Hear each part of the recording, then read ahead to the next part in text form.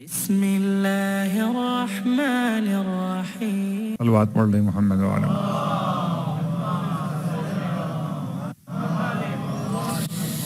تمام تعریفیں خدائے حسن کے لیے اور تمام ہدیہ درود و سلام ذات حسن کے لیے، جد حسن کے لیے، ابو الحسن کے لیے، ام الحسن کے لیے، اخ الحسن کے لیے، اولاد حسین طاہرین کے لیے.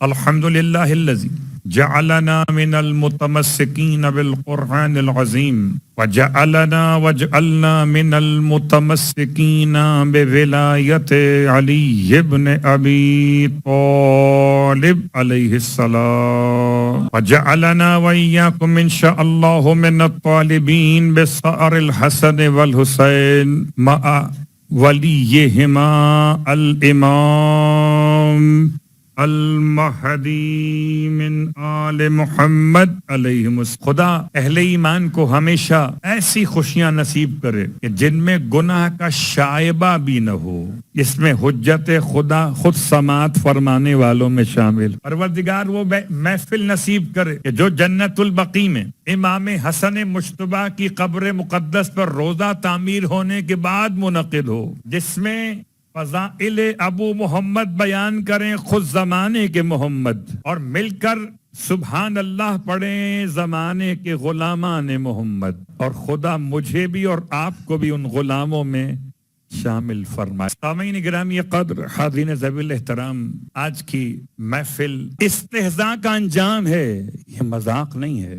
اختیار ہے معصوم کا، اختیار ہے معصوم کا. اور صرف اختیار، کل اختیار نہیں بتایا، یہ تو مانگنے والے نے جو مانگا تھا وہی بتایا. جیسے غدیر خم کے میدان میں اس نے پتھر مانگا تو پتھر ملا، تلوار مانگتا تو تلوار اوپر سے گر. تو جو مانگنے والا جیسا عذاب مانگے گا ویسا عذاب آئے گا. اسی اختیار کو پہچانتے ہوئے آپ کس کی محفل میں آئے ہیں؟ اتنا اختیار رکھتا ہے کہ نہ ہو اور لکھ دے، عطا پر عطا کر دے، خطا کو بخش دے، اپنے قریب بلا کر کریم بنا دے، بے اولاد کو اولاد کی خوشخبری سے نواز دے. کہ یہ خدا کا دروازہ ہے، یہ خدا کا دروازہ. پروردگار اسی دروازے کا واسطہ. اور اب جو توسل کرنا چاہتے ہیں تو دو نمازیں خاص بیان کی ہیں امام مجتبیٰ علیہ السلام کے حوالے سے. ایک نماز مثل نماز امیر المومنین ہے، 4 رکعت نماز. امیر المومنین کی نماز بھی 4 رکعت، اور ہر رکعت میں الحمد کے بعد 50 مرتبہ سورہ اخلاص ہے.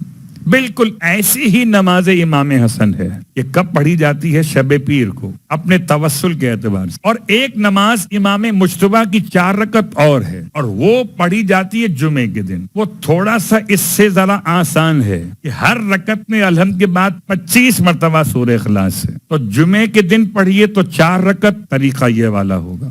ہر رکعت میں الحمد کے بعد 25 مرتبہ سورہ اخلاص. اور اگر شب پیر پڑھیے تو 4 رکعت نماز، ہر رکعت میں الحمد کے بعد 50 مرتبہ سورہ اخلاص. اور یہ تو آپ زبانی یاد ہے کہ 4 رکعت نماز ایک سلام سے نہیں ہوگی، 2 سلام سے ہوگی.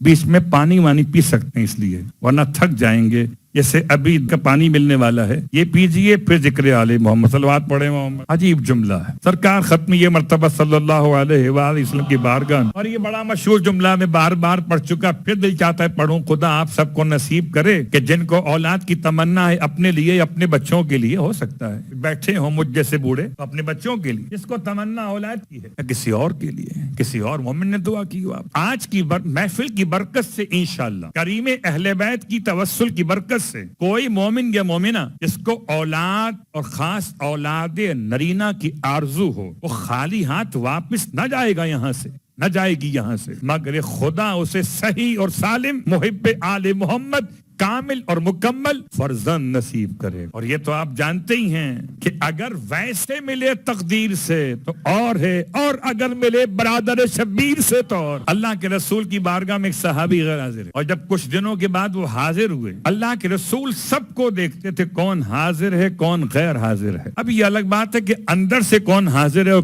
کون غیر حاضر، وہ الگ بات. یہ چہرے سب کو دیکھتے تھے. پیغمبر پوچھا آپ نے کہاں رہ گئے تھے؟ خیریت تو ہے؟ صحابی اللہ کے رسول سے محبت کرنے والے یہ سب، یا رسول اللہ بس کیا کروں، مصروفیت ہو گئی۔ ارے بھائی کیا ہو گئی مصروفیت؟ اللہ کے حبیب اتنا زیادہ اٹیچ رہتے تھے اپنے اصحاب کہ ان کے گھر کے مسائل بھی ڈسکس کیا کرتے تھے۔ بتاؤ کیا ہو گیا؟ خیریت تو ہے؟ ابلا یہ اپنا ہی پوچھ سکتا ہے، خیریت تو تھی؟ کیا وہ گھر میں اصل میں اللہ نے ایک بیٹا عطا کیا ہے، مبارکباد کا زمانہ تھا، بس مصروفیت تھی بچے کی پیدائش کے حوالے سے، سارے گھر میں کام پھیلے ہوئے تھے، سکا آپ مسکرائے فرمائے مبارکباد قبول کرو۔ خالی مبارکباد نہیں، اب وہ خاص جملہ جو اپنے ہی کہہ سکتے ہیں، اچھا بتاؤ ماشاءاللہ بیٹا ہے کیسا؟ قبلہ یہ بات سب نہیں پوچھیں گے، آپ مٹھائی سب کھا لیں گے، مٹھائی کھانا آسان ہے اور اتنا ڈسکس کرنا آسان نہیں ہے، کیسا ہے؟ اب یہ لاؤبالی سے عرب ہے، یا رسول اللہ میں نے اتنا غور نہیں کیا سارے بچے کیسے ہوتے ہیں؟ فرمایا پھر کچھ تو بتاؤ، کیا ناک نقش و نگار کیسا ہے، چہرہ کیسا ہے،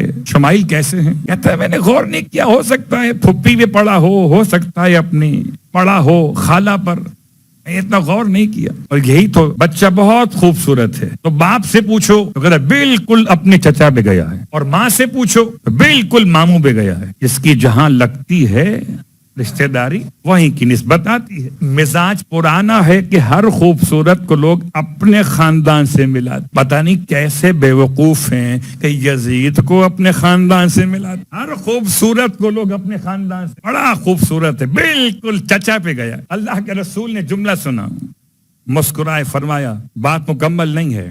کیا مطلب؟ یا نبی اللہ، کہ خدا جب کسی کی شکل و صورت کو بناتا ہے تو خالی ماں اور باپ کو نہیں دیکھتا، خالی چچا اور ماموں کو نہیں دیکھتا، خالی دادا اور نانا کو نہیں دیکھتا، حضرت آدم سے لے کر جتنے گزرے ہوتے ہیں اس کے باپ تک نسل میں لوگ سب کے شمائل کا خلاصہ بنا دیتا، کسی کی آنکھیں دیتا ہے۔